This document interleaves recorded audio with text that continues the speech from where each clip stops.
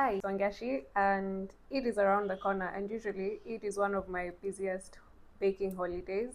I am very grateful to have a lot of Muslim clients who order from me year in, year out, and this year is going to be the first Eid, I think, since I started baking, that I'm not going to be able to bake for them since I'm visiting my brother in Australia. But I carried my Pradip flavors with me, and I figured since I'm so used to baking during Eid, I should keep up the tradition. I'm very grateful these exist and I can carry them around with me and be able to still feel like I'm at home with the flavors that I have. First things first, we're going to sift our flour, baking powder, and bicarbonate together and then set aside. Then we're going to soften our margarine, then add our pina colada flavor and sugar. And I like to do this at the beginning so that the flavor can, like, I don't know, mature like you would do with orange or lemon zest. Like, it works better if you do it like this. Then whip this for around 5 to 10 minutes or until your mix is white and very light and fluffy. Then add your eggs. You can do them all together or one at a time as you wish. Then just mix until this is incorporated. Then once you're done, add the flour mix that you had and pineapple juice. This is the pineapple juice from the can, like the canned pineapples. That's what I use, that juice.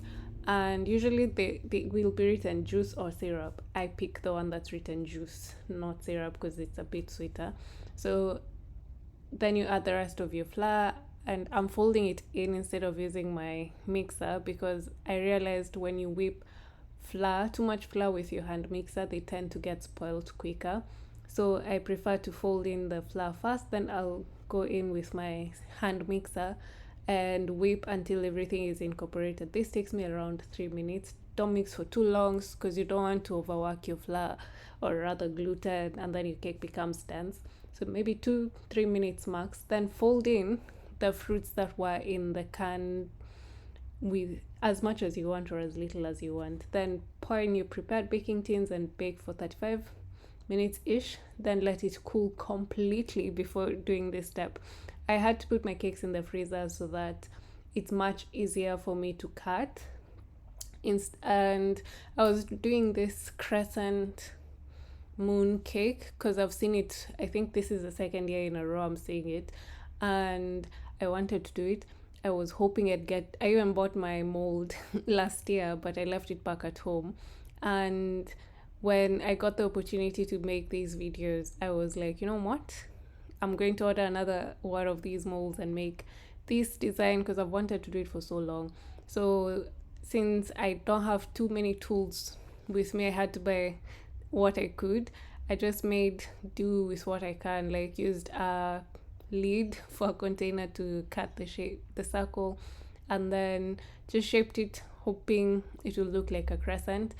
Then filled the cake as I normally would with a pineapple filling that I made and toasted desiccated coconut. And let me tell you, this filling is so yum. And for frosting, I'm using vanilla SMBC with Pradip vanilla essence added to it to make it a bit more sweet. Then decorated my cake as usual.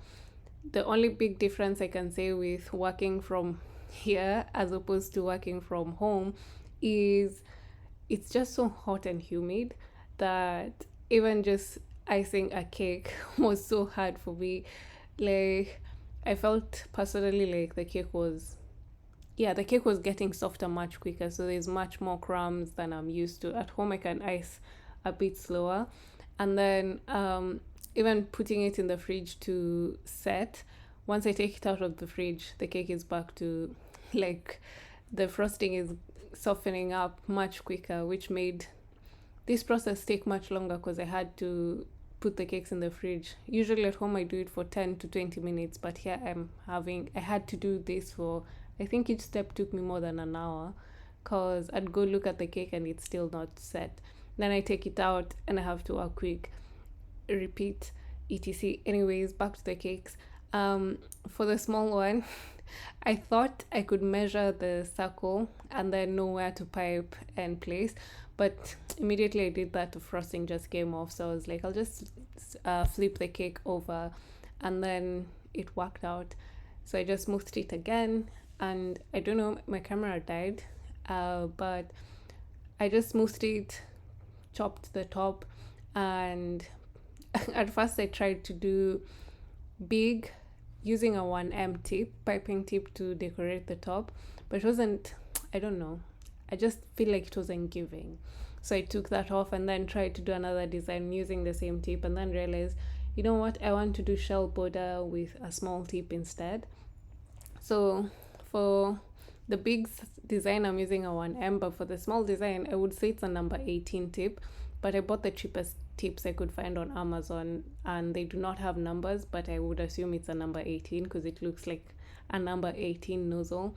And then for the crescent, I did a kind of navy buttercream. I know it doesn't look that navy on these photos, these clips, but I will definitely post the photos on Instagram where you will see that the cake was actually much more navy than this. And yeah, what else?